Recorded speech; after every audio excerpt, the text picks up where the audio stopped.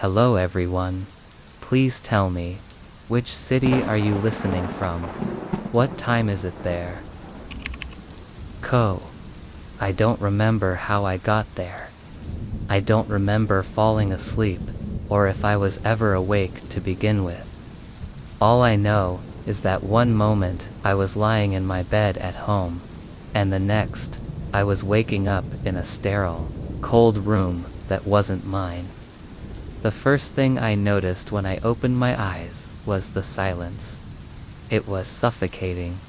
Not the kind of silence you get at night when the world outside is still, but a deep, unnerving silence, one that fills your ears with a ringing that refuses to stop. I tried to move, but my body felt heavy, like I'd been drugged or sedated. The air was thick with the smell of old, sterile disinfectant. The walls were white, but not clean. There were cracks in the tiles, stains on the floor. It was an old hospital room, the kind you see in horror movies, the kind of place you expect to find abandoned long ago. I pushed myself up, my limbs stiff, my mind foggy. The room was small, just enough space for a single bed, a rusty metal chair in the corner, and a small wooden table with a flickering lamp on it. Bed was covered with a thin, faded hospital sheet, and the sterile smell clung to everything. The windows were boarded up with rotting wood, the light barely penetrating through the cracks. Panic set in as I tried to gather my bearings. I was in a hospital. But it wasn't just any hospital. It was abandoned. The lights overhead flickered intermittently, casting long, ghostly shadows along the walls. The buzzing from the fluorescent lights added to the oppressive atmosphere, making it feel like the room was closing in on me. I stood up, unsteady on my feet, and stumbled toward the door. I needed to get out. I had no idea how I'd ended up here, but I didn't want to find out. My breath came in shallow gasps as I grabbed the handle, my heart hammering in my chest. The door didn't open. I tried again, pulling and pushing, but it was stuck. I could hear the faintest sound, like someone was moving behind it, but there was no answer. I could feel the walls closing in on me, the isolation settling into my bones. I couldn't stay here, not with that door locked. Turning away from the door, I looked around the room for anything I could use, but there was nothing. Nothing that would help me. The room was as empty as the rest of the building. That's when I noticed the hallway. It stretched out before me, dark and narrow, the fluorescent lights overhead flickering like they were about to give out entirely. The walls were cracked, the linoleum floors worn down in patches. It looked like something out of a nightmare, a place that time had forgotten. But despite the emptiness of the building, despite the stillness, something felt wrong. The air felt too heavy, like there was something lurking just outside my line of sight. I couldn't shake the feeling that I wasn't alone. I took one step, then another, my feet echoing on the cold tiles. The hospital was vast, the hallway stretching for what seemed like miles, and the further I walked, the darker it became. The light flickered and hummed, casting long, sharp shadows that made it impossible to trust my surroundings. The deeper I went, the more unsettled I felt. The hospital, though abandoned, didn't feel empty. It felt watched. I turned the corner and froze. At the far end of the hallway, a figure stood in the darkness. It wasn't moving, just standing there, its shape barely visible in the dim light. I couldn't see its face, but I could feel its presence, deep, gnawing feeling of dread gnawed at my insides, and my instincts screamed at me to run, but I didn't. I couldn't. I took a few tentative steps forward, my eyes glued to the figure, and I tried to steady my breathing. Was it a person? A patient? A nurse? There was something about the way it stood, so still, that made it feel wrong. I called out, but my voice was swallowed by the emptiness. The figure didn't respond. It didn't move. I walked closer, my heart pounding louder. With each step, until I was close enough to make out the details. Pitch. The figure was wearing a hospital gown, but it was stained, torn in places, like it had been through something. Something terrible. Its skin was pale, too pale, almost unnatural.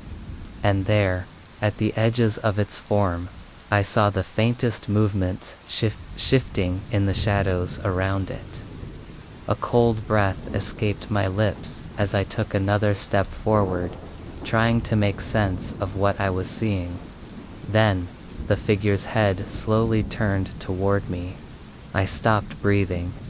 Its eyes were wide, too wide, and they weren't human. They were dark, completely black, with no irises, no whites, just solid blackness.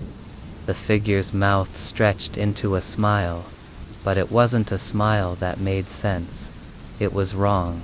It was twisted, jagged. Its lips pulled back too far, revealing teeth that were sharp, unnatural, like something from a nightmare. I stumbled backward, heart racing.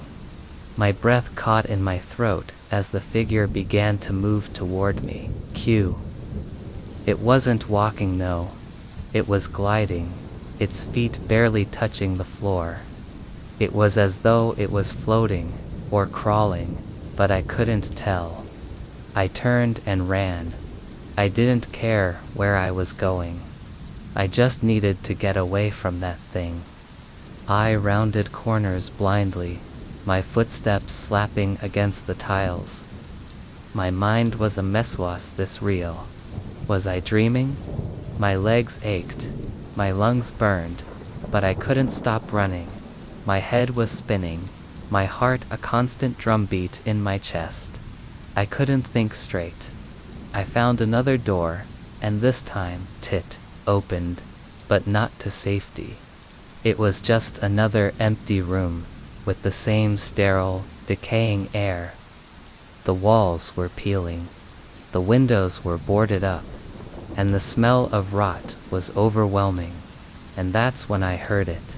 A soft, barely audible sound, like something moving in the darkness. The soft scrape of shoes on the floor. The shuffling sound grew closer, and I spun around, my eyes wide, but there was no one there. No one, except for the shadows. The figure had followed me. It wasn't just one figure anymore. There were more. Dozens, maybe hundreds. I could hear them moving in the dark. They were all around me, closing in, but I couldn't see their faces. All I could see were their dark, empty eyes and their twisted smiles.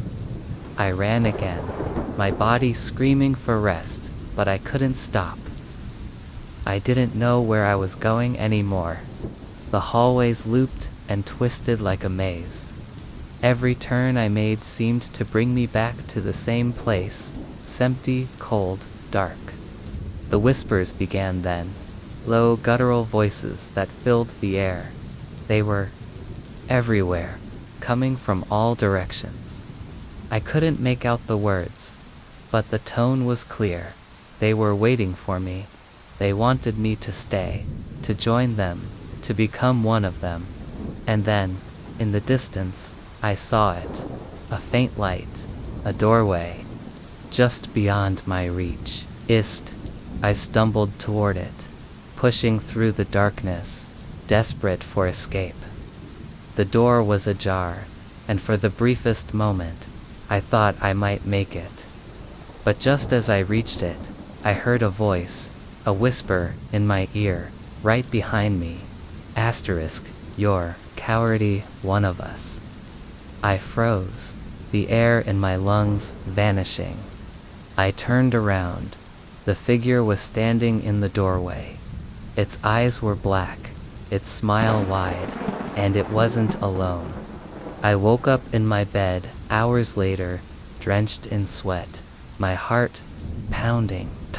The hospital had faded away. The nightmare was over, or so I thought.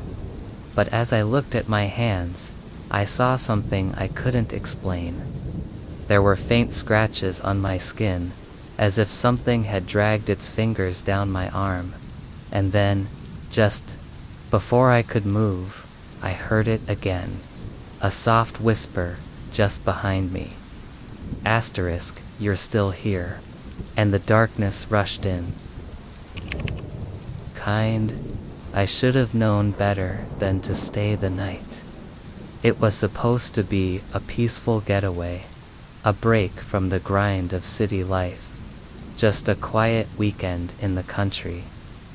I had found the place online, a beautiful old mansion, tucked away on a sprawling estate in the middle of nowhere. The reviews were glowing, perfect for a secluded retreat.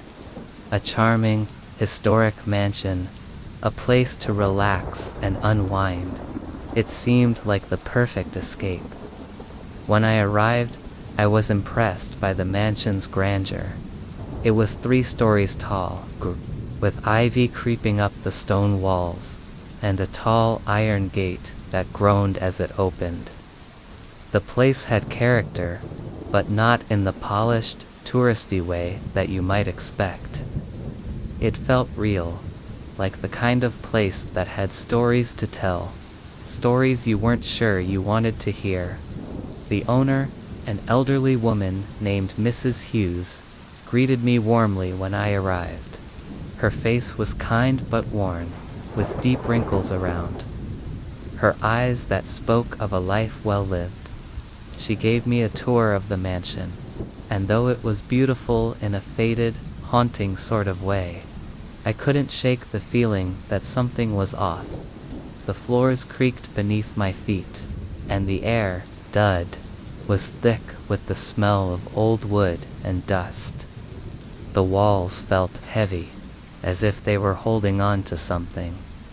Mrs. Hughes showed me to my room on the 2nd floor, a quaint little space with an antique 4-poster bed, a large wardrobe, and a window that overlooked the overgrown garden outside.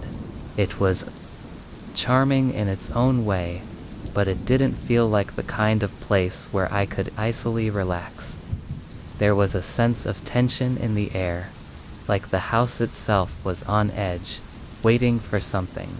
That night, after dinner, Mrs. Hughes retired to her quarters, leaving me alone to enjoy the solitude. The house felt even quieter now, if that was possible, with the occasional sound of a door creaking or the wind howling outside. I settled in with a book, but the words on the page blurred in front of me. My mind kept drifting, and I found myself staring at the dark, shadowy corners of the room, the flickering candlelight casting strange, elongated shapes on the walls. I wasn't sure when it started, but I began to feel the unmistakable sensation that I wasn't alone. It wasn't a presence in the way you might imagine, nothing tangible or overt, but more of a quiet awareness, like the walls themselves were watching me. Cality. I tried to shake it off, telling myself I was just imagining things. Old houses tend to have their quirks, after all. But then, I heard a sound. It was faint at first, a soft creak, like someone walking on the floorboards. I froze, my heart pounding. The noise came again, closer this time. I held my breath, straining to listen. Footsteps, but they weren't from the hallway. where they should have been. The sound was coming from inside the room. I turned toward the sound, my eyes scanning the dim light. But there was nothing out of place. I was alone. I convinced myself that it was just the house settling, old wood and walls shifting, but the unease lingered. The feeling of being watched intensified, creeping up my spine like a cold hand. I tried to ignore it, burying my head in the book again, but the footsteps kept echoing in my mind. I went to bed that night with the blanket pulled up tight, trying to drown out the creeping dread that clung to the corners of the room. I thought I could sleep through it, but sleep didn't come easily. I woke up around 3 a.m., the room cold and dark. For a moment, I thought I heard something else, a voice, low and barely audible. But it sounded so close, like it was coming from the walls. I couldn't make out the words, but the tone, desperate, sent a chill through me. I sat up in bed, my heart racing.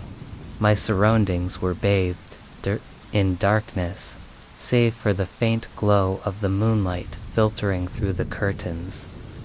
I tried to shake off the feeling, telling myself that it was just the house, the wind, the old foundations creaking and groaning, but there was something more. I could feel it.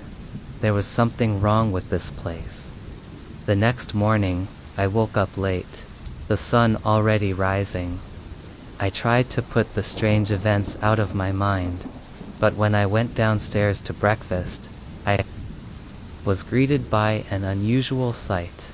Mrs. Hughes was sitting at the table, her eyes wide and distant. Her hands were trembling, the tea in her cup rippling slightly as she held it. She wasn't looking at me. Instead, she was staring past me, her gaze fixed on something just out of reach. "Are you okay?" I asked, my voice hesitant. She blinked cases a few times, as if waking from a trance, and turned to face me. "Oh yes, I'm sorry, dear. I wasn't expecting you to be up so early." Her smile was tight, forced. "It's just that room. It's always been difficult." My brow furrowed. "What do you mean?" Mrs. Hughes looked at me for a long moment, and I could see the hesitation in her eyes. "That room, 303. It's the one with the history," she said, her voice dropping to a whisper. "It hasn't been rented out in years, but there's a reason for that." I could feel my pulse quicken. "What happened there?" Mrs. Hughes hesitated, the spoon in her hand trembling slightly.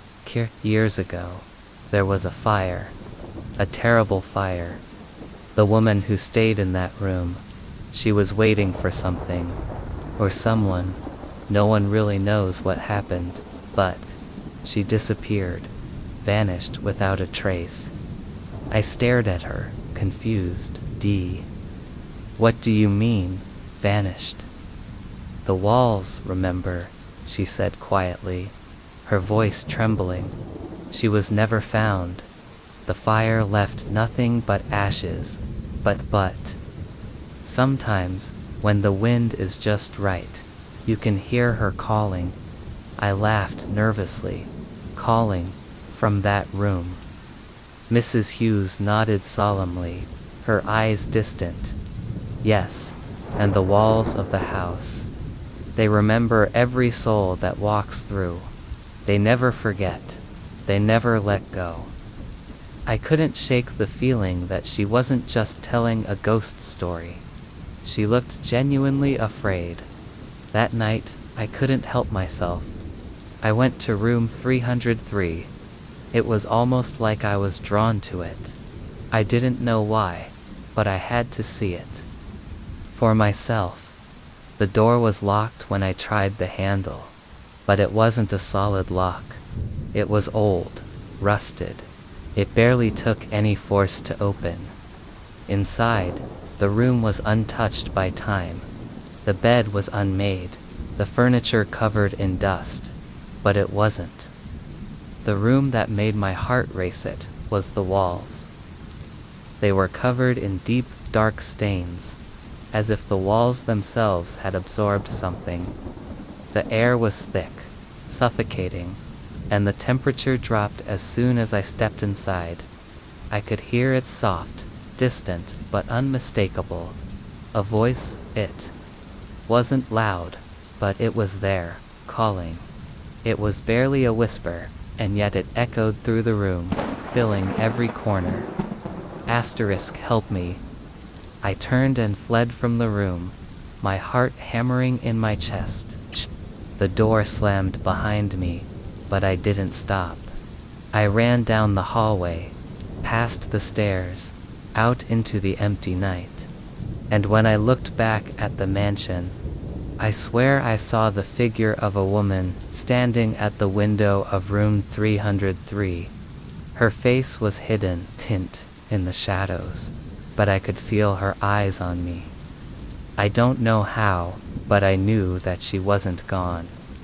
That room wasn't abandoned. It was waiting for something, for someone, and the walls remembered every step I took. I've always been drawn to the ocean, the constant rhythm of the waves, the salt in the air, the way the horizon stretches out. Endless and unknowable, it's something that has always calmed me, in a way. So when I found out about the old lighthouse on the edge of town, I felt a strange pull to visit. It was a relic from another time, abandoned for years, standing tall and solitary against the dark cliffs. I had heard rumors, of course everyone in town had. Some said it was haunted. Others claimed that the old keeper's ghost still roamed the tower. But I never put much stock in ghost stories. I was staying in a small cottage near the shore for a week, taking a much-needed break from work. The lighthouse was only a short walk away, and I figured I'd explore it at some point, just for the sake of curiosity. What harm could it do? The first night I walked down to the lighthouse, the air was thick with fog. The wind whipped through the tall grass, making the reeds sway like they were alive. And the lighthouse stood in the distance, its silhouette hazy through the mist. It looked even older up close, its stone exterior cracked and weathered, its light long extinguished. I approached the heavy wooden door at the base, but it was locked tight. I figured that was the end of it for that night, and turned to head back to my cottage. But as I made my way back, I heard something, a creak, the unmistakable sound of a door slowly opening. I froze. I turned around, my breath caught in my throat, and stared at the lighthouse. The door, the very one I had just tried to open, was slightly ajar. I could barely make out the shadow of the doorway in the dark, but it was unmistakable. The door was open. My heart pounded in my chest as I stood there, unsure of what to do. The logical part of my brain told me to ignore it. It was probably just the wind, or some natural shifting of the old structure. But I couldn't shake the feeling that something was drawing me in. Something was waiting. I walked back toward the lighthouse, the fog wrapping around me, and stepped inside. The air smelled stale, as if it had been locked away for years. The floorboards creaked under my weight, and the darkness of the place seemed to swallow me whole. The spiral staircase that led up the tower was worn with age, but it was still sturdy enough to climb. I started my way up, each step heavy, each creak of the wood echoing in the silence.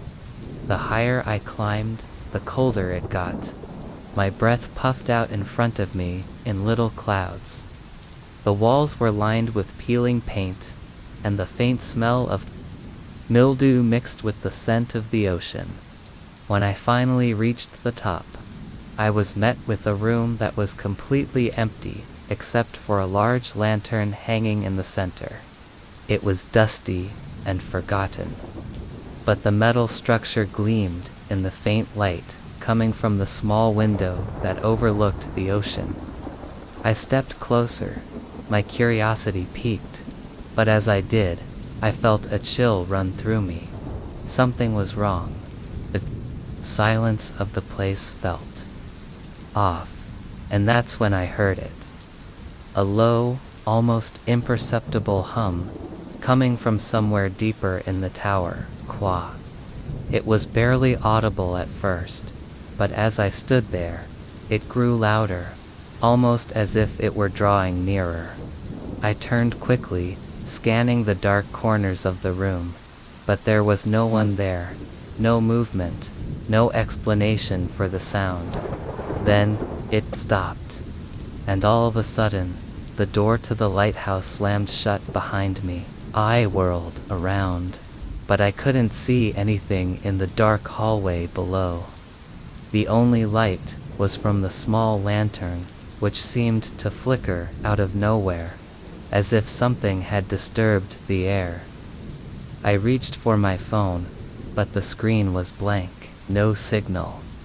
Of course, I should have known better, there's no reception out here. I tried the door, but it wouldn't budge. The latch was stuck, and no matter how hard I pulled, it wouldn't open. Panic surged in my chest. I didn't know what was happening, but I had to get out. I turned back to the spiral staircase, but something made me stop. It wasn't the sound, tove, of the door slamming. It wasn't the darkness of the room. It was the faintest of whispers that drifted toward me. The whisper wasn't coming from anywhere nearby. It was coming from inside me. Asterisk, come closer. The voice was clear, distinct, and undeniably real. It wasn't my imagination, Prue.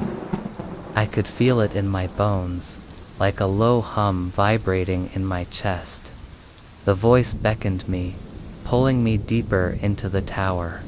Despite every instinct in my body telling me to run, I found myself moving toward the voice, toward the center of the care room. It was like I couldn't stop myself. My feet carried me across the cold floor, toward a small, unmarked door I hadn't noticed before. It was so faint, barely visible in the corner of the room, but it was there. The whispering grew louder. Asterisk, come closer. My hands trembled as I reached for the door's handle. It was cold to the touch, as if the air around it had frozen over. I hesitated for a moment before pushing it open. Behind the door was a narrow, stone-lined corridor. The walls were covered in old, yellowed photographs, black hand-white images of sailors, old maps, and faint portraits of people I didn't recognize. I took a deep breath and stepped inside. I felt the temperature drop as I moved further down the hall. My feet echoed against the stone floor, the air thick with the scent of dust and mildew. The hallway led to another door, but this one wasn't like the others. It wasn't old or worn. It was pristine, made of polished wood, and adorned with intricate carvings. I reached for the handle, my fingers numb, and slowly opened it. The moment I stepped inside, I was hit with a wave of cold air, the kind that freezes your breath in your lungs. The room was dark, but I could make out the shapes of objects, the faint outline of furniture, a long table, and something at the far end of the room that I couldn't quite make out. Then, the whispering started again, louder this time. I turned toward the voice, but as I did, I saw something that made my blood run cold. A figure, a woman, standing in the far corner of the room, just beyond the faint glow of the lantern. Her back was to me, but I could tell she was wearing an old, faded dress. The kind you might see in a photograph from a century ago. Her hair was long, dark, and tangled. She didn't move. I took a step forward, but the door behind me slammed shut. I whirled around, my heart in my throat, and tried the handle, but it wouldn't budge. The figure in the corner didn't turn. She stood still, like she was waiting for something. Then, the voice came again. This time, it wasn't a whisper. It was a low, guttural sound, like something old and forgotten, coming from deep within the tower. Asterisk, you're too late. The woman turned slowly, her face hidden in shadows, but I could feel her eyes on me. I turned to run, but the walls seemed to shift around me, the hallway stretching endlessly, closing in. I don't remember how I got back to my cottage. I don't remember leaving the lighthouse. The only thing I remember is the feeling of cold, the voice, and the woman's eyes. I haven't been back to the lighthouse since that night. The next morning, I tried to tell anyone what happened. But when I went back, the lighthouse was gone. The road was empty, and there was no sign of the tower anywhere. Only the whisper remains. Asterisk, you're too late. It's strange how some places stay with you, even when you try your best to forget. I moved into the old Victorian house a little over a year ago, a place that had been passed down through my family for generations. At first glance it seemed like the kind of house you'd see in an old movie. Creaky floors, wooden banisters, and a wide front porch that seemed to welcome the dust of forgotten years. My great-grandparents had lived here, and though I'd visited the house as a child, I hadn't really lived here until now. The first few months were easy. The house, despite its age, was well maintained. There were the usual quirks that creaked a little too loudly, windows that never quite sealed properly, and the constant ticking of the grandfather clock in the hallway. But it was cozy. It was home. It wasn't until I began cleaning out some of the old family belongings stored in the attic that things started to feel off. Calm. I had come across boxes of dusty photographs, old books, and keepsakes that didn't seem to belong in my family's history. But the thing that caught my attention the most was an old, tarnished key. It was heavy, made of iron, with a delicate design etched along its length. It was wrapped in a small piece of faded cloth and tucked into a box with other forgotten items, as if it had been placed there with no explanation. I remember the first time I held it. It felt important, like it was meant to be found. The key was old, clearly not something I had ever seen before, and yet, it seemed familiar in some way. It had the number 203 engraved into the metal, a detail I hadn't noticed before, and a small, faint marking underneath it, a swirl, as if it had been scratched there long ago. The key was an enigma. I had no idea what it opened, or if it even opened anything in the house. The more I thought about it, the more I wanted to know. But the house was full of rooms. Which one did it unlock? I spent a few days wondering if it was some old lock in the cellar or a forgotten cabinet, but the number 203 kept coming back to me. It wasn't a room I was familiar with. I asked my aunt about it one afternoon when she stopped by. She had grown up in the house, lived here as a child before moving away, and always had a knack for knowing the house's secrets. Uno, room 203, she said, looking at me strangely. That room hasn't been opened in over 30 years. It's sealed shut. I remember laughing at first, thinking she was joking, but her expression didn't change. Sealed shut, thou repeated. What do you mean? It was sealed by your grandfather, she said, her voice low, as if she didn't want anyone else to overhear. After what happened. It's better you don't know. Just don't go near it. You'll understand when you're older. Her words hung in the air between us, and I didn't push further. There was something in her eyes, something cut, that made me feel like I was digging into something I wasn't supposed to, but I couldn't let it go. I couldn't stop thinking about the key. That night, after she had left, I stood in front of the old wooden door that led to the attic, the key burning a hole in my pocket. I didn't have to go far to find it. It was just a door down the hall from my room. Room 203. It had always been closed, and I had never given it a second thought. But now, something about it gnawed at me. I stood in front of the door, the key heavy in my hand, and for the first time, I noticed the faint marks around the edges of the frame, as though something had been scraped against it. Slowly, cautiously, I inserted the key into the lock. It turned with a soft click, the sound echoing through the silence of the house. I pushed the door open. The room inside was dark, colder than the rest of the house. The air smelled stale, like something had been locked away for far too long.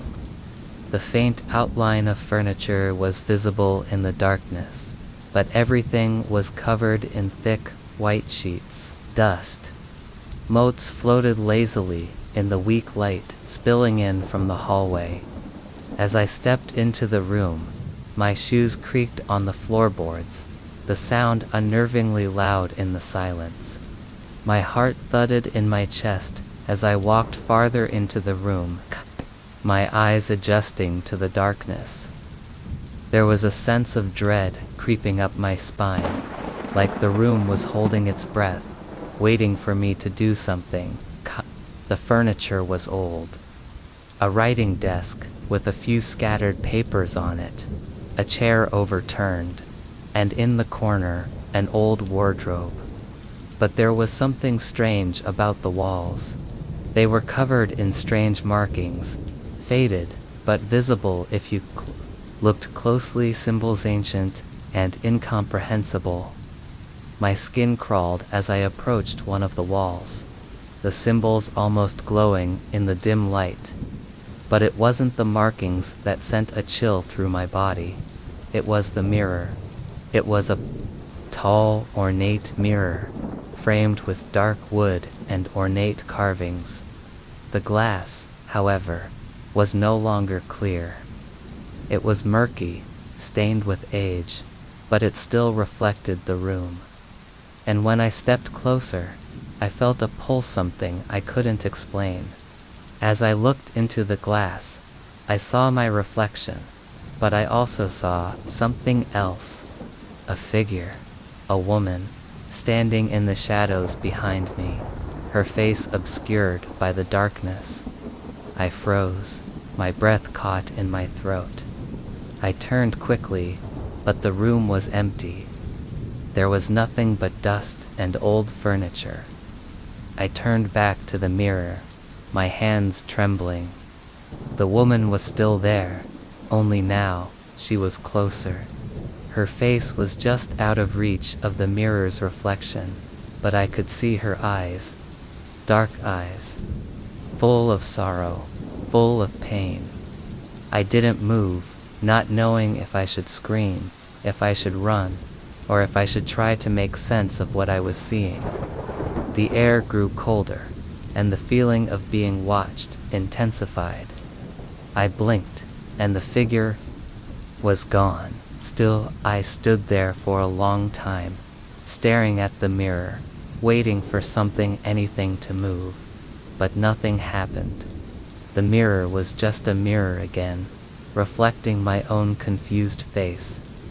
I left the room quickly, slamming the door shut behind me, locking it again, but the feeling didn't go away. I tried to convince myself it was just the house settling, that I had imagined the figure, but I couldn't. The markings, the mirror, the figure in the shadows, they weren't something I could forget. I tried to forget about room 203, but every night, I found myself drawn back to it. Something was waiting inside, and no matter how hard I tried to ignore it, the key burned a hole in my mind, the way it had burned a hole in my pocket that night. I can't leave it alone. There are things in that room, things that were meant to stay sealed away, but I'm not sure I can stop myself from unlocking it again. And when I do, I know it won't be empty anymore. See, I never thought I'd be one of those people who ignored warnings. I've always prided myself on being practical, logical, but that was before I started working at the old warehouse on the outskirts of town. The job was simple enough: through old inventory, cataloging boxes of paperwork, things that had been left behind for years. It was a dull task, but it paid well, and I didn't mind the quiet. The warehouse itself was massive, like a relic from another time, with high ceilings and thick concrete walls that felt like they were keeping secrets. But I didn't mind that either. I grew up in a house built in the 1800s, so the creaks and groans of an old building didn't bother me. I was used to it. The first time I met Lily, the woman who worked the night shift before me, was the night I moved in. She was tall, with dark hair and sharp eyes, the kind of person who made you feel like she could see through you if she wanted to. We exchanged a few pleasantries, and I remember asking her if there was anything I should know about the warehouse. She gave me a strange look before replying. "Just stay away from the back storage area," she said, her voice low, almost a whisper, "and don't go upstairs. Trust me, the place is haunted." I chuckled, thinking she was just trying to be dramatic. "Haunted?" I'd asked with a smile. "This old place?" "Surely not." Her expression didn't change. "I'm serious. There are things here, things you don't want to mess with. Just stick to your tasks, and you'll be fine." At time, I just thought she was being paranoid. She'd been working here for years, and maybe the isolation had gotten to her. Cool. I waved it off, thanked her for the advice, and set about my work. For the first few days, things went smoothly. I spent my shifts organizing boxes, taking inventory, and moving items around. The place was quiet. The only sounds, the occasional hum of the overhead lights and the shuffle of my feet across the dusty floor. There were a few strange things I noticed: shadows that seemed to move out of the corner of my eye, the air feeling inexplicably cold at certain spots in the warehouse. But I brushed it off. Old buildings do that, right? It's nothing to worry about. But then I started hearing things. It started: small distant whispers, muffled voices from the far end of the warehouse. I told myself it was the building settling, the wind moving through cracks in the walls. But the whispers grew louder. I could hear footsteps now, too faint at first. like someone walking on the upper level when no one was supposed to be up there. I tried to tell myself it was just my mind playing tricks on me. One night, I had to go up to the second floor to fetch some paperwork from the filing cabinets. The stairs creaked under my weight as I climbed, and the hallway at the top was eerily silent. There was a thick layer of dust on the floor, undisturbed by any footsteps for what looked like years. As I walked down the long corridor, I couldn't shake the feeling that something was watching me. When I reached the back of the floor, where the filing cabinets were stacked in rows, I felt it. The cold. It wasn't the kind of cold that comes from an air-conditioned room. It was deeper, an unnatural chill that made my skin crawl. I shivered, my breath coming out in little clouds, even though I was wearing a jacket. I took the files I needed and hurried back down to the main floor, my steps quickening as I neared the stairs. But then, just as I reached the landing, I heard it. A soft voice, barely audible, coming from somewhere upstairs. Asterisk, help me. I froze. My blood ran cold. My mind raced, trying to rationalize it. It had to be a trick. The pipes, the building, settling, anything other than what it seemed to be. But the voice was unmistakable. It was clear, desperate, and came from somewhere far above me. I stood there for a long moment, too terrified to move. And then I did something I would regret for the rest of my life. I went back upstairs. The air grew colder as I reached the top of the stairs again. I could feel the temperature drop with each step I took. The whispering was louder now, more insistent, but I couldn't make out the words. I walked slowly down the hall, looking left and right. The shadows seemed to move with me, always a step ahead. The further I walked, the more oppressive the air felt, like something was pressing in on me from all sides. I stopped in front of an old wooden door, slightly ajar, its hinges rusted. The whispers were louder here, clearer, almost as if someone or something was trying to speak through the door. With my heart racing, I pushed the door open, the hinges creaking loudly in the silence. I stepped inside. It was a small room, filled with old, forgotten crates and boxes. The air was thick with dust, but as I moved further in, I noticed something strange. There was a faint, eerie glow coming from the far corner of the room, where the wall met the floor. I took a step forward, drawn to it, and that's when I saw it. A figure, a shadow, standing in the corner. I couldn't make out any details at first. It was just a silhouette, a dark shape in the corner, standing unnaturally still. I froze, my breath caught in my throat. And then, the figure spoke. "Help me." The voice was the same voice I had heard earlier, but now, it was closer, louder. Figure took a step forward, and I saw it a woman, her face pale, her eyes hollow, her hair tangled and wild. She was wearing a tattered hospital gown, stained with what I could only guess was blood. I couldn't move. My body wouldn't respond. My legs felt like they were made of stone. The woman stepped closer, her eyes locked onto mine, her face twisting into something between a plea and a warning. I turned and ran. I don't remember much of what happened after that. I know I ran down the stairs, out the door, and into my car.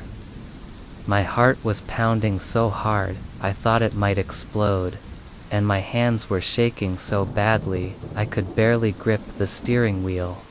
I drove straight home, didn't stop, didn't look back. I never went back to that warehouse. I quit the job the next morning, packed up my things, and left town. But I can't shake the memory of that woman. The look in her eyes, the desperation in her voice. I've never forgotten it. I tried to reach out to Lily after I left, to warn her, but I couldn't find her. I asked around, but no one had heard from her since the night I saw her at the warehouse. I can't help but wonder if she knew something I didn't, something I should have listened to.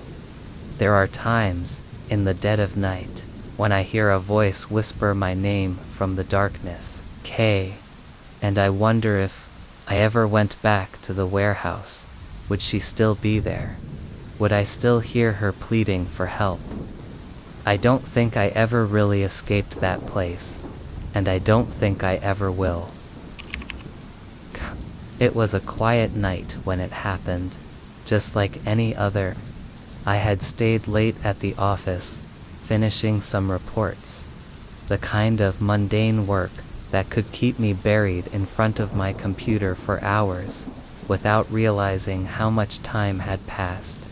By the time I finally packed up and left, it was already well past midnight. The streets outside were empty, bathed in the soft glow of streetlights that flickered occasionally in the cold autumn air. I decided to walk home instead of taking the bus. The crisp air felt good on my face, and the quiet of the night was oddly peaceful. As I walked, my mind wandered, reflecting on the day's frustrations, the deadlines that loomed ahead, and the thoughts that had been gnawing at me for weeks. I passed by the old school on my way home, a place that always caught my attention whenever I walked by. It was a huge, imposing building, abandoned for as long as I could remember. I'd always wondered about it, what had happened there, why it was left empty. The school's windows were boarded up, and the yard had long since been overtaken by weeds. The bell tower, though, still stood proudly above it, untouched by time. I paused in front of the wrought iron gate, the rust creeping up the bars, and gazed at the building. The old, crumbling bricks seemed like they held secrets. Stories of children who used to run through the halls, now lost to history, cads. I'd often imagined what it would have been like to go there when it was still in use. To walk through its hallways and hear the sounds of children's laughter echoing through the rooms. But those thoughts always ended with the same question. Why was it abandoned? Why had it been left to decay like that? I shook my head and started walking again, but then, as I passed by the school's front entrance, I heard it. The faintest sound at first, just a low clang. I stopped in my tracks. The school bell. It wasn't loud, but it was clear. It rang once, twice. Then, the unmistakable sound of the bell ringing 3 times, as if someone had pulled the rope in the bell tower, echoing out into the night. I stood frozen, my breath caught in my throat. Why would the bell ring now, in the middle of the night? The school had been abandoned for years. The bell hadn't rung in a long time. There was no one in the school, no one around to even hear it. I turned around slowly, my eyes drawn toward the tower. The tall, imposing structure loomed above me, the bell visible through the gaps in the decaying walls. The school grounds were empty, silent, but the bell kept ringing, each chime getting louder, echoing through the street. It was strange. It wasn't just the sound of the bell ringing, it was the timing, the way it rang, as if it was calling me, beckoning me to stay. The hairs on the back of my neck stood up as I stood there, staring at the building. My mind raced.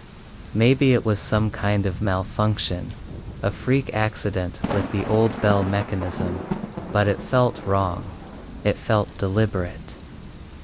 The bell rang again, this time 4 times in a row, each chime deep and mournful, almost as if the bell itself was trying to communicate something. I couldn't explain it, but there was a sense of urgency in those chimes, as if they were meant to send a message. I couldn't help myself. I walked toward the gate, drawn by something I couldn't explain. The cold metal of the gate groaned as I pushed it open, and I stepped onto the overgrown path leading to the school's entrance. With each step I took toward the door, the bell continued to ring behind me, its sound growing louder. Tin. I felt a chill run down my spine, a prickling sensation creeping up my skin. It wasn't the cold night air that was making me shiver. There was something else, something I couldn't put my finger on. The door to the school was cracked open, just slightly. I could see the faint outline of the hallway beyond, dark and silent, the air heavy with dust. I didn't know why I did it, but I pushed the door open further, stepping inside. The hallway was exactly as I imagined, worn, covered in dust and cobwebs, the old lockers lining the walls. The floor was cracked and uneven, and the smell of decay filled the air. The sound of the bell ringing now seemed distant, muffled, but still present. I took a hesitant step forward, my footsteps loud in the silence. I looked around, feeling the weight of the abandoned school pressing in on me. The walls seemed to close in, the air thick with forgotten memories. The bell had stopped ringing, but the feeling of unease was still with me, like something was watching from the shadows. I turned to the left, where the old staircase spiraled up toward the bell tower. The stairs were steep and creaky, the wood groaning beneath my weight as I ascended. I didn't know why I felt compelled to go up there. Maybe I thought I'd find an explanation, a rational reason for the bell ringing after so many years. But as I reached the top, I knew there was no logical explanation for what was happening. There was something more to it. Something wrong. The door to the bell tower was open, but the room inside was completely dark. I stepped inside cautiously, feeling my way along the walls, the air thick with dust. The faint sound of my breathing was the only noise in the room. And then I heard it again. The bell, Q. It rang once, deep and low, like a warning, and I felt the vibrations reverberate through the room, through my very bones. The sound was deafening in the silence of the tower, and I couldn't help but step closer to the bell. And that's when I saw it, a shadow. It moved in the darkness of the room, just behind the bell. It was small, but its shape was unmistakable. A figure, a woman. She was standing just out of the light, her face hidden in the shadows, but her presence was undeniable. She didn't move, she just stood there, watching. My breath caught in my throat as I took a step backward, my heart pounding in my chest. And then she spoke. "You shouldn't have come." Her voice echoed in the darkness, cold and hollow. "Now, you've heard the bell. Now, it's too late." I didn't wait to hear anything more. I turned and ran. I couldn't breathe, couldn't think. Just my feet pounding against the stairs as I rushed back down, the door to the tower slamming shut behind me. The bell didn't ring again, but the air was thick with something I couldn't explain, the shadows feeling alive, pressing in on me. I stumbled out of the school, into the night, my breath sharp and ragged. As I looked back, the bell tower loomed above me, the door to the tower slightly ajar.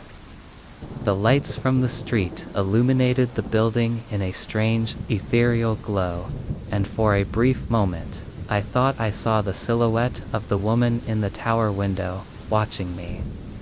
The bell had stopped ringing, but I knew it wasn't over.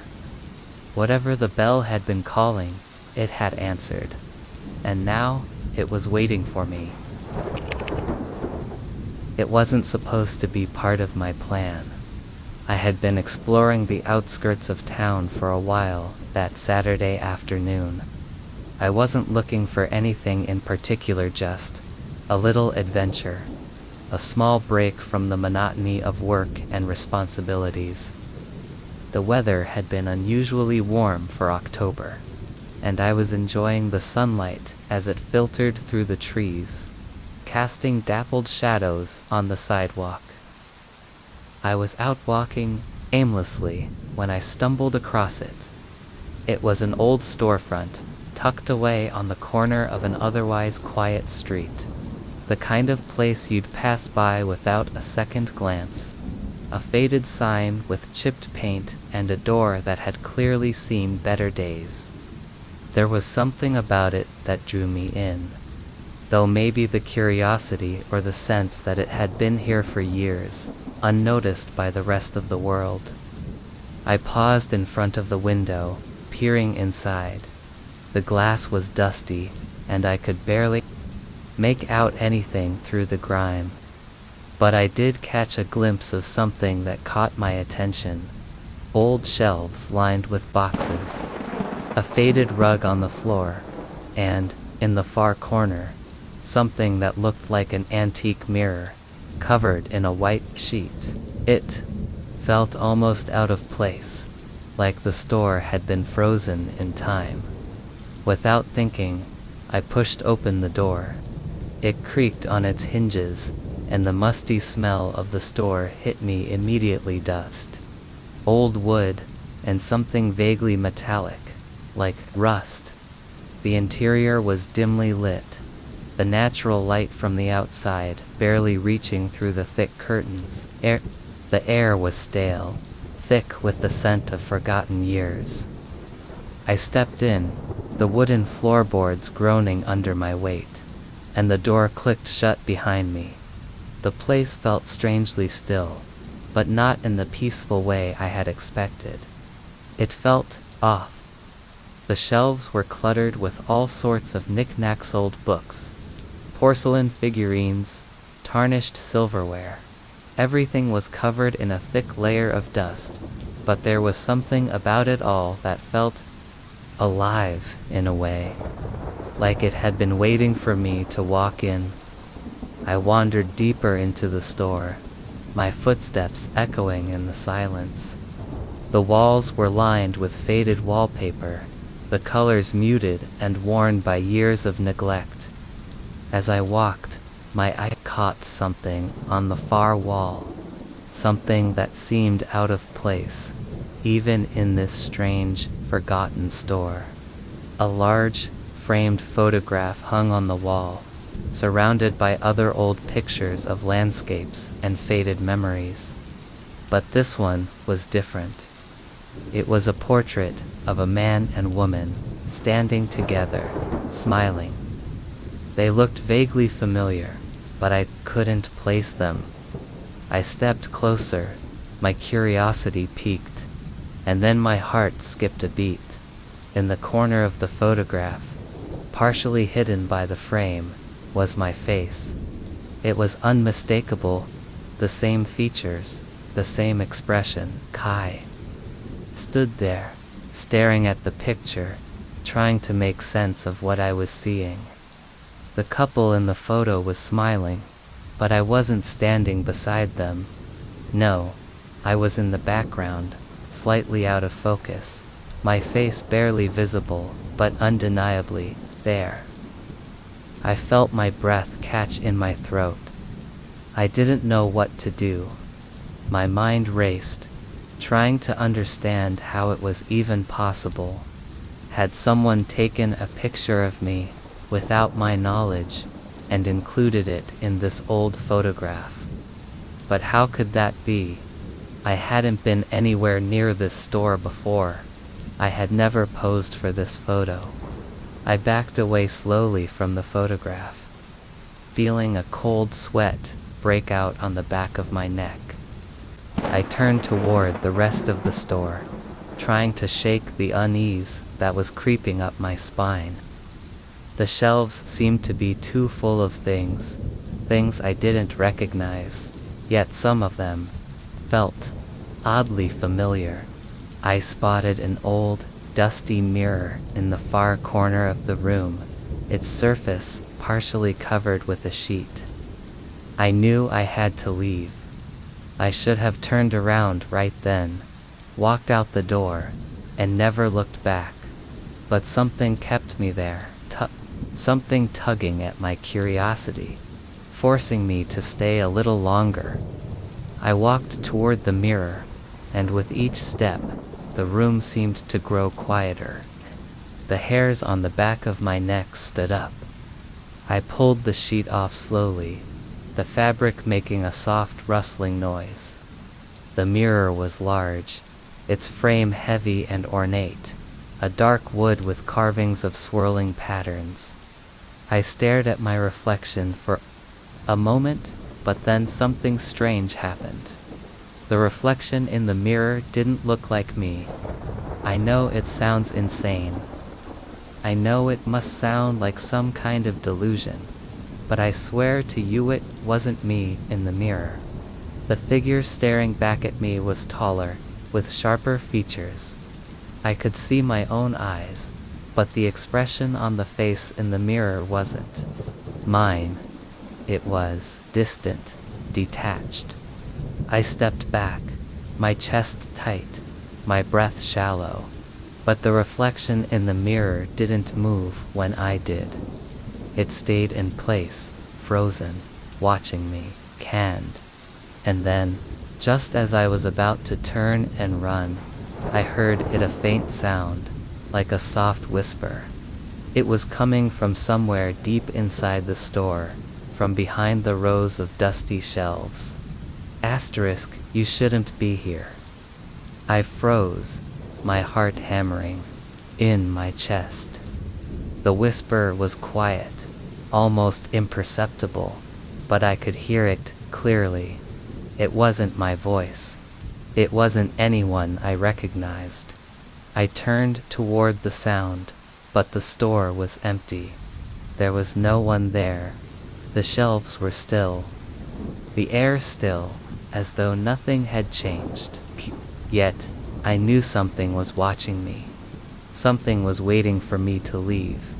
I backed away from the mirror, shaking my head, trying to clear the fog in my mind. I could feel the weight of the air pressing against me, heavy and thick, like the store itself was alive, breathing with me. I turned to leave, but before I did, I couldn't help but glance back at the photograph on the wall. Tint. And this time, it wasn't just my face in the background. I was standing in the foreground now, next to the man and woman. Only, I hadn't been there before. The photo had changed in the moments since I had looked at it last. I ran out, store, without thinking. My footsteps quick, my heart pounding in my chest. The door slammed shut behind me, and I didn't look back. Cut. I'm still not sure what happened that day. I haven't gone back to that store. I don't think I could, even if I tried. But sometimes, late at night, I can still hear that whispering voice, the one that told me I shouldn't have been there. And sometimes, when I close my eyes, I see the photo again, my face staring back at me from the shadows, as if it's waiting for me to come back, waiting for me to step inside again. I should have known better than to go there alone. It was supposed to be the perfect getaway, a secluded cabin in the woods, a place to disconnect from the chaos of everyday life. My friend, Sarah, and I had planned it for months, dreaming of weekends spent by the fire, reading books, and catching up on life. The cabin was rented from a small, local company that specialized in cozy, off-the-grid accommodations, perfect for a weekend retreat. It was a small, rustic structure, tucked deep in the woods, miles away from the nearest neighbor. Sarah had arrived a few hours before me, and I figured she'd already gotten settled in by the time I pulled up. The place was beautiful. A small stream ran just outside the cabin, and tall pines surrounded the property, their branches swaying gently in the breeze. It was peaceful, isolated, the kind of place you could breathe again. I unloaded my things and knocked on the door, expecting Sarah to answer with a big grin, but instead, the door creaked open by itself. "Sarah," I called out, stepping inside. The smell of wood and old cedar filled my nostrils. There was no answer. I glanced around, noticing how dark the cabin felt, even though the sun was still out. The curtains were drawn, and the only light that filtered through the small windows was weak and diffused, barely cutting through the dense shadows in the room. I set my bag down and wandered toward the kitchen. There, I saw her, Sarah, standing at the counter, her back to me. I called her name again, but she didn't respond. Something felt off, but I couldn't quite put my finger on it. Her posture was too stiff, her body rigid. "Sarah," I said again, this time a little more sharply. Her head turned slowly, so slowly that it made my skin crawl. When her eyes met mine, my breath caught. Her pupils were wide, her gaze almost vacant, and there was a strange smile on her lips. It was an empty smile, the kind you give when you don't really know what's going on. "Hey, you're here," she said, but her voice didn't sound quite like her. It was distant, hollow, as if she was speaking through a fog. "Are you okay?" I asked, my voice trembling slightly. She nodded, but the smile didn't reach her eyes. "I'm fine, just tired." I walked toward her, my feet hesitant, on the creaky floorboards. I wasn't sure why, but I felt a sense of dread that made the room feel smaller. She didn't move, didn't seem to react when I came close. I reached out to touch her arm, and when I did, she flinched slightly, but didn't pull away. "Sarah, what's going on? You're scaring me." She blinked a few times, and for a brief moment, it was like something clicked in her eyes, like she was finally seeing me. She let out a small, shaky breath and spoke again, her voice much more familiar this time. "I don't know, I'm sorry. I don't know what happened." She sounded so much like herself then that I almost believed everything was fine. Almost. "We're fine here, right?" she asked, her gaze drifting toward the small living room. "It's just us, right?" I frowned. "Cars. It's just us, Sarah. It's just you and me. That's why we came here, right?" She nodded slowly, but said nothing more. The evening passed uneventfully enough, with us sitting by the fire and talking like we normally did. Though there was an odd unease between us, a lingering tension I couldn't shake. It wasn't like Sarah to act this way, distant, almost lost in thought. I chalked it up to the stress she had been under lately. Maybe the isolation of the cabin was getting to her. As the night wore on, I started to get tired, quiet. Took my things to the bathroom to get ready for bed, but when I walked back out into the living room, I noticed something that made my blood run cold. The door to the cabin was wide open. The front door open, just as it had been when I arrived. I hadn't heard anyone come in or out, and Sarah was still sitting by the fire, her back to me. "Sarah, why is the door open?" I asked, my voice shaky. She didn't respond. Her hands were tightly clasped in her lap, her head turned slightly toward the open door. There was something wrong, something terribly wrong, but I couldn't quite pinpoint it. I walked over to the door, cautiously looking out into the dark woods. The trees seemed to whisper in the wind, their branches rustling softly. I stood there for a moment, scanning the darkness, but saw nothing. No one, just the shadows of the trees stretching across the forest floor. "Sarah," I said again, my voice quieter, but more insistent this time. "We need to lock the door.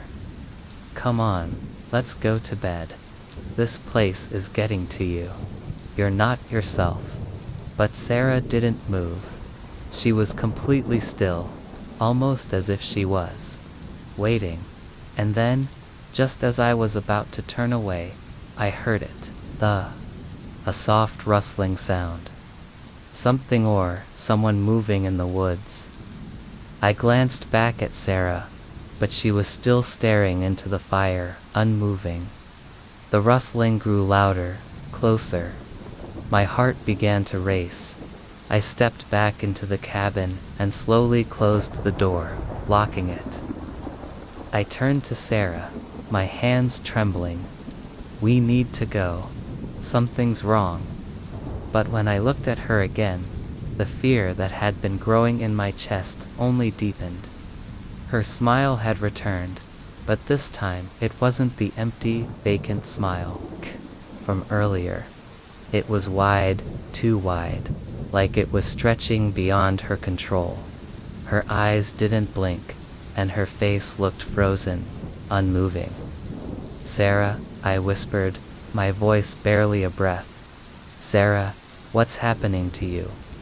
She stood up suddenly, too quickly, her movements jerky and unnatural. I took a step back, my heart hammering in my chest, but she didn't stop. She walked to the door, her eyes now wide and unblinking, as if she was being drawn by something invisible. She turned the doorknob, but I rushed forward, grabbing her arm. "Don't open the door," I said, panic rising in my chest. "Please, don't open the door. Something's out there. We need to leave." She turned slowly to face me, her head tilting slightly. There was no recognition in her eyes. She wasn't there anymore. "Kai, have to," she whispered, her voice a soft, eerie hum. "They're waiting." And before I could stop her, before I could pull her away from the door, she stepped out into the dark woods. I ran after her, calling her name, but the night air swallowed my voice. "Tai." By the time I reached the porch, she was gone, disappeared into the shadows, as though the woods had taken her. I never saw her again. The next morning, the door was shut. The cabin was empty. Sarah's things were gone, but nothing else had changed. There was no sign of her leaving, no signs of a struggle. It was as though she had vanished into thin air. I left the cabin that morning, leaving behind whatever had taken her. The woods, the whispering trees, the empty house. It was all too much. And as I drove away, I couldn't shake the feeling that I wasn't alone, that something had followed me out. And I wonder, sometimes, if Sarah is still out there, if she's waiting, or if whatever it was that took her has found its next victim. And if, one day, it'll come for me, too. It was a cold and quiet evening when I first noticed the bridge. I'd driven past it 1,000 times before, the kind of bridge that seemed ordinary in every way. It was a small, narrow span over a creek on a forgotten back road that people rarely used unless they knew the area well. The old iron structure had been there longer than anyone could remember, a relic from another time. The locals always referred to it as the Old Bridge, though no one really knew why it was called that. It wasn't particularly old by historical standards, but I suppose that's just how things get named over the years. I was headed home after a long shift at work, taking the back roads to avoid the heavier traffic on the main highway. The evening sky was a deep blue, the stars starting to blink through the haze of clouds. I felt exhausted, my eyes heavy, but I couldn't shake the feeling of restlessness. I'd always found these quiet, rural routes to be oddly calming, like the world slowed down the moment I turned onto the familiar, cracked asphalt. But that night, something felt different. As I neared the bridge, I noticed the flashing yellow lights of a construction sign at the far end of the road. It was a temporary setup, the kind they'd use to close off a section of road for repairs or maintenance. The sign read, "Bridge closed for repairs, no entry." I slowed down, my headlights cutting through the twilight, and pulled to a stop just before the bridge. The barricades were up on both sides, and the yellow lights blinked in a steady rhythm, casting long shadows across the road. I rolled my window down, staring at the bridge, feeling a sense of unease I couldn't explain. The bridge had been closed for several days now, and I hadn't thought much of it until now. I checked the sign again. Bridge closed for repairs. I sighed, irritated at the inconvenience, but I turned off the engine and made the decision to take the detour. There was no other way to get home, and I wasn't in the mood to turn around. I wasn't sure why, but I felt a sudden reluctance to drive over that bridge, as if something was keeping me from crossing it. Still, it was the only option. Just as I put the car in reverse to turn around, I heard it. The unmistakable sound of a car driving across the bridge. The sharp, rhythmic clack of tires hitting the metal grate, followed by the low hum of an engine as it passed over the bridge. It was close enough that the sound vibrated through my windows, but the car, it didn't make sense. I was staring at the barricades, the flashing lights, the warning sign. No one should be crossing. I froze. The sound didn't stop, and for a moment, I thought maybe I had imagined it, but the sound continued a steady drive across the bridge, the wheels turning over the rusted metal. I looked up. The bridge was empty. There were no headlights, no taillights, just the echo of the sound. It wasn't right. The car, the noise, it was all coming from nowhere. I checked my rearview mirror, nothing. No other car had appeared.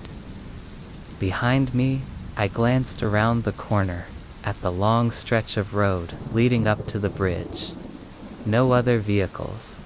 The road was silent, save for the strange sound coming from the bridge itself. I turned my car around again, slowly pulling up to the barricade. But the closer I got to the bridge, the quieter the sound became. The rattling of the metal grating under the tires, the low engine hum, it all started to fade as though the car had never been there at all. I didn't know what to make of it. I sat there for a few minutes, my hands gripping the steering wheel as I stared at the bridge. The silence felt suffocating, the air heavy with something I couldn't explain. I wasn't sure if I should go back to the sign, check the barricade, or just leave. But something inside me urged me to leave the bridge behind. I drove home that night, a little unnerved, but I pushed the thought to the back of my mind, chalking it up to exhaustion, maybe a trick of the mind. I was tired, after all. The noise probably came from a car passing somewhere nearby, or maybe my brain had just decided to fill in the silence. But as the days passed, I couldn't shake the feeling, that car, it hadn't been real. I kept thinking about how the sound seemed to come from nowhere. The bridge had been closed. No one was supposed to be on it. And yet, I had heard it distinct and clear. I couldn't let it go, so I decided to go back the next evening, just to see for myself. I knew the bridge was still closed for repairs, but something inside me needed to be sure. I drove the same route, the same winding back road that led me to that haunting, solitary bridge. The sky was darker this time, the sun dipping low behind the trees. When I got to the bridge, the construction sign was still there. The barricades were in place. Everything was exactly as it had been before. But this time, there was no car driving across the bridge. No sounds. The place was eerily still. The only movement, the sway of the trees in the wind. But as I sat there, staring at the bridge, I heard it again, same sound. The same car, driving across the bridge. The sound was clearer this time, sharper, louder. The clack of the tires on the metal grate was unmistakable, echoing in the stillness of the night. I could almost feel the vibrations in my chest. But there was nothing. No car, no headlights, no figures moving. The bridge was still empty, just like the first time. I gripped the wheel, my knuckles white. I didn't know what was happening. Sound. Didn't know why the sound kept coming, why it was real, but not. And then, for the first time, I saw it. Just for a brief second, in the corner of my eye, I caught a glimpse of something moving, something dark and shapeless, standing just beyond the edge of the bridge. It wasn't a car, it was a figure, watching me. A silhouette in the shadows, too far away to make out any details, but I could feel it, like it was staring right through me. I slammed the car into reverse and sped away, my breath shallow, my pulse racing. I couldn't look back. I didn't dare. It's been a week since that night, and I haven't driven that way again. The bridge is still there, still closed, but every time I think about it, every time I drive down that road, I can hear the sound of the car driving across the bridge. Every time I pass it, the noise gets louder, like it's following me, calling me back. I don't know what's waiting there, on the other side of the barricade. I don't know if it's real, or if it's just something my mind has created, but I can hear it. I hear it every time I close my eyes. And I'm not sure I want to know what's waiting for me at the end of that bridge. I've always loved the quiet of libraries. There's something calming about the smell of old books, the dust motes floating in the thin streams of light, and the stillness that wraps around you like a blanket. It's a sanctuary, a place where time slows down, and everything else falls away. That night, I had stayed late at the library. The place had already closed for the evening, but I had some papers to finish for work, and the office was too noisy. The library was my refuge, my quiet corner where I could think. The building was small, but it had character dark wooden shelves that creaked when you walked past them. Stained glass windows that let in just enough light to create a peaceful atmosphere. The smell of ink and paper hung in the air, and I had gotten used to the sound of the floorboards groaning beneath my feet. I had been working in a corner, completely absorbed in my tasks. The silence in the library was so perfect that I didn't even notice when the usual hum of the air conditioning stopped. It was a subtle shift, one that took a while to register. The stillness grew even deeper. My fingers paused over the keyboard, and I looked around, the sound of my own breathing now feeling too loud in the emptiness. But there was something else. It was a faint sound, a low murmur, almost like a whisper. I shook it off, thinking it was just my mind playing tricks on me. Late night fatigue can make you hear things, right? The library was always empty at this hour. I glanced up at the clock on the wall to 42 a.m. The place would be closing soon, but I had a few more minutes. I adjusted my chair and turned back to my work, trying to ignore the creeping feeling that something was off. Then I heard it again, the whispering. This time, it was unmistakable. A series of hushed voices, low and indistinct, like a conversation just out of earshot. But when I tried to listen closely, the voices grew softer, more elusive, until I couldn't make out any words.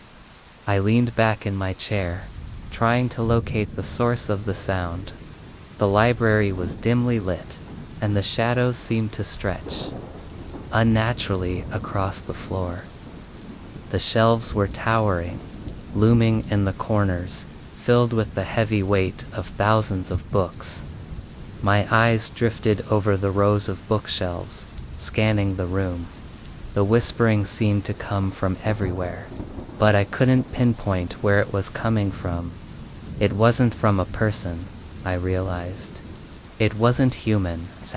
It was like the sound was embedded in the very air, carried on the stillness that filled the room.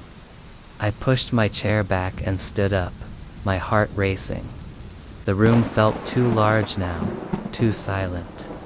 My footsteps echoed on the wooden floor as I walked slowly toward the nearest shelf, my eyes scanning the rows of books.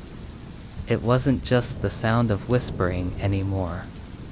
The faint murmur had grown into a faint rustling, like pages turning, but much faster, like 1,000 books being opened and closed in rapid succession. And then I saw it. The books on the shelf in front of me were moving. It started slowly. At first, just the faintest tremor, like they were shifting, but as I watched, they began to slide along the shelf, one after another, as though they were alive. The books were moving on their own, pages flipping, covers shuddering. It was as if they were talking. I stepped forward, my breath shallow, unable to tear my eyes away. The whispering grew louder, clearer, until it wasn't just a murmur. I could hear the books speaking, their voices blending into a cacophony of fragmented sentences and broken words, all of them overlapping each other. Asterisk listen. Asterisk find it. No, don't.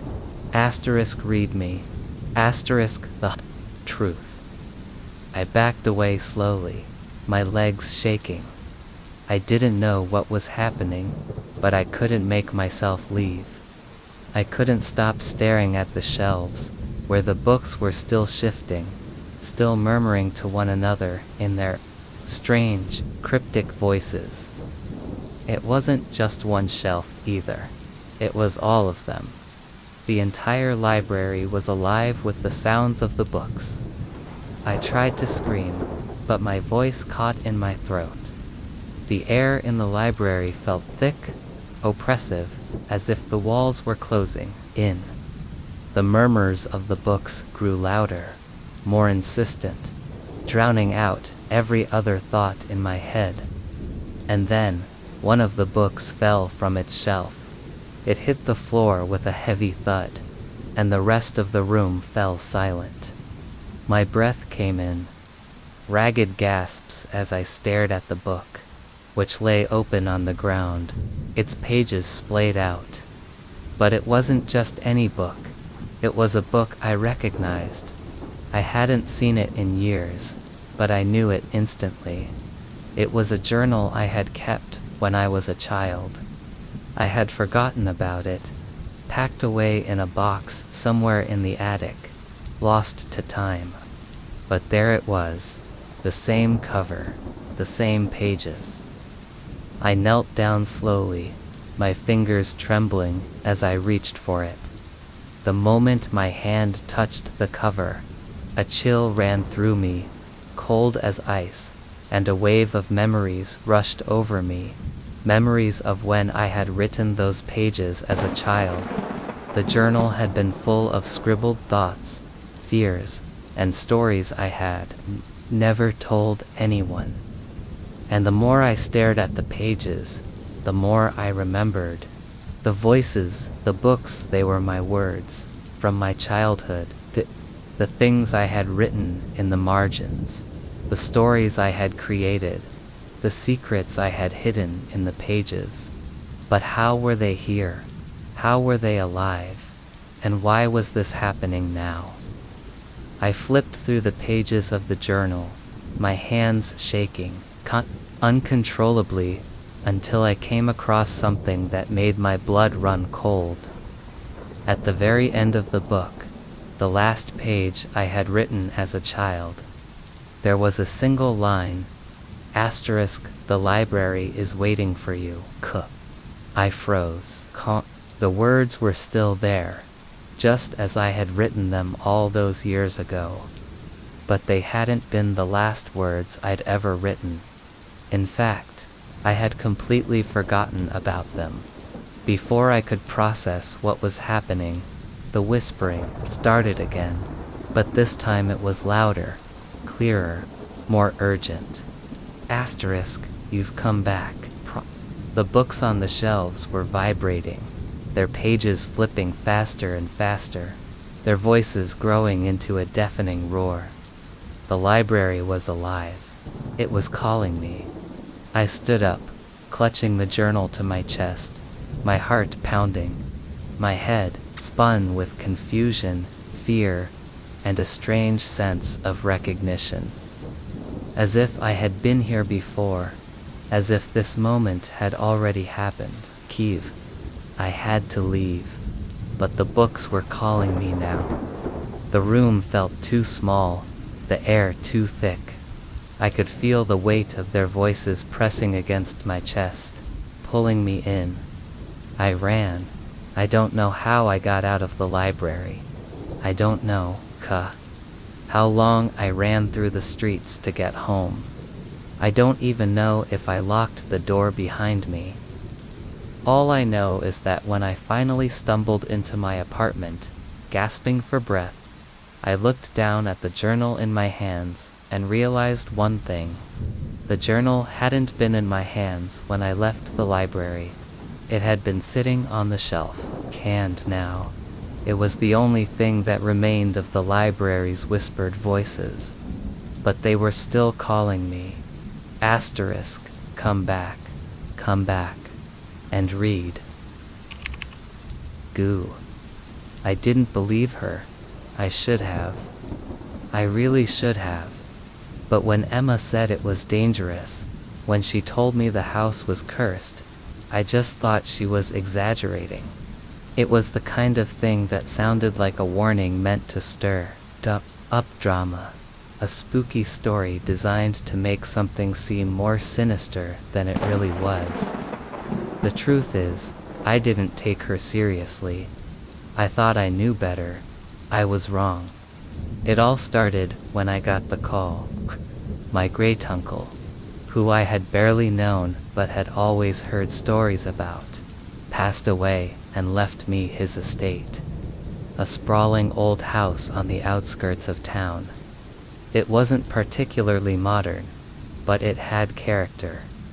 Large windows that overlooked the forest, winding staircases, and hidden rooms that promised secrets waiting to be uncovered. From the moment I saw it, I was hooked. The house sat alone, abandoned for years. The locals avoided it, always talking in hushed tones whenever it came up. I brushed it off, of course. Just small-town superstition, I told myself. But then, when Emma found out I'd inherited the house, she became worried. "Don't go there, please," she said, her voice shaky, as if she was trying to warn me about something she couldn't quite put into words. "That place isn't right." I remember laughing it off. "It's just an old house, Emma. You're acting like it's haunted or something." She shook her head, her eyes wide with concern. "No, it's more than that. There's something off about it. Something wrong." But I was stubborn. I didn't want to hear it. I had already decided that I was going to move into the house. Emma's warning only made me more determined to prove that it wasn't anything to be afraid of. So, a few days later, I packed up my things, locked up my apartment, and drove out to the house, ready to start a new chapter in my life. When I arrived, I was taken aback by the house's sheer size. It loomed over me, dark and imposing, with ivy curling around the stone walls and a long driveway that led up to a set of large, double doors. I could hear the wind rustling through the trees, and the silence around the house felt almost alive. But I shook off the unease, thinking it was just the isolation, the quiet that made everything seem more intense than it was. I spent the first few hours exploring, poking through the rooms, opening closets and drawers, admiring the old furniture that had been left behind. The house was beautiful in its own way. Grand chandeliers, ancient bookshelves lined with dusty tomes, and heavy curtains that blocked out the daylight. But something wasn't right. It was the feeling I got as I walked through each room. The deeper I went into the house, the stronger the sensation became. The house seemed to be watching me. It was as if the walls were alive, whispering, pulling me into its dark corners. But still, I pushed on. I couldn't let myself believe in superstitions. I refused to. That night, after unpacking and settling in, I decided to call it a day. I went to bed early, trying to shake off the odd feeling that had crept into my thoughts. But sleep didn't come easy. I tossed and turned, hearing strange sounds that I couldn't place: the creak of floorboards, a soft tapping sound on the walls, and the occasional whistle of wind that would stir the trees outside.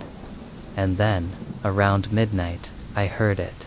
A knock at the door. I lay there, heart pounding, staring at the ceiling. It wasn't the kind of knock that a visitor would make. It wasn't a polite tap-tap, but something heavy, something desperate. A slow, rhythmic pounding, as if someone was trying to get inside. I pulled myself out of bed, my feet cold on the floor as I walked toward the door. The house was pitch black, the only light coming from the moon outside, casting shadows across the floor. I reached for the handle and hesitated. There was no one outside. I opened the door slowly, looking out into the empty yard. The wind blew through the trees, rustling the leaves, but there was nothing. No footprints. No car parked outside. Nothing. But the pounding continued, louder this time, coming from inside the house. I felt my stomach drop as the sound of the knocking turned into something else, something I couldn't quite describe. It was as though the house itself was speaking, whispering in an ancient language, a language I didn't understand. The walls seemed to vibrate with the sound, the very air thickening around me. I tried to call Emma, but the phone line was dead. It was then that I heard her voice, faint but unmistakable, calling from the far end of the house. Asterisk, leave, now. Please, asterisk, I froze. My blood ran cold. Emma's voice unmistakable, but also distant, as if she were far away, as if she weren't speaking to me directly. I ran through the house, my footsteps echoing in the dark halls, desperately searching for the source of her voice. I could hear her calling again, louder this time, more urgent. Leave, before it's too late, asterisk. I reached the back of the house, where the old wooden door to the basement stood. It was slightly ajar, the faintest sliver of light coming from within. The voice was coming from there. I could hear her clearly now, her voice shaking, full of fear. I pushed the door open, stepping down into the cold darkness of the basement. The air was damp, and the smell of mildew hit me immediately. There was a single light bulb hanging from the ceiling, casting a faint glow across the room. But there was something else in the corner. A mirror. I didn't remember it being there before.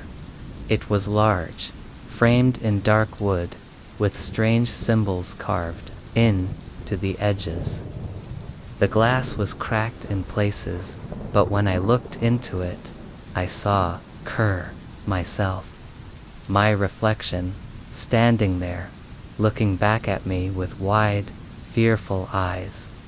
But then, something moved behind me. It was a shadow, long and dark, creeping along the floor. I turned quickly, but there was nothing there.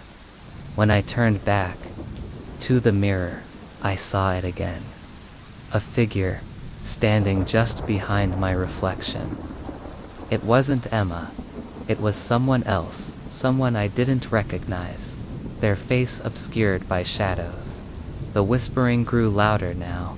The walls of the basement seemed to hum with an energy that made my skin crawl. The air felt thick, heavy, suffocating. And then, with a sudden jolt, the reflection in the mirror moved. The figure stepped forward, coming closer to me, but I wasn't in control. I didn't move. The figure reached out with its hand, its fingers stretched, its skin pale and slick with something that didn't look like blood. I tried to scream, but no sound came out. I was frozen, my eyes locked onto the figure in the mirror. It smiled. A twisted, inhuman smile, one that stretched far too wide. I told you to run, the voice whispered. But it wasn't Emma's. It was the voice of the figure in the mirror. It was a voice I had never heard before, cold and hollow, like something from deep within the earth. And then, as quickly as it had all started, everything stopped. The room fell silent. The mirror was just a mirror again. The air grew still, the darkness overwhelming. I could feel the weight of the house pressing in on me, its secrets pulling me deeper. But I didn't leave. I couldn't. I'm still here, in the house. I know I should go. I know I shouldn't stay. Emma told me to run, but I didn't listen. I can hear her voice sometimes, faint and distant, warning me again, but it's too late now. The house has me, it's waiting for me. And soon, I'll be just like it, lost, forgotten, a whisper in the dark, and the walls. They remember everything.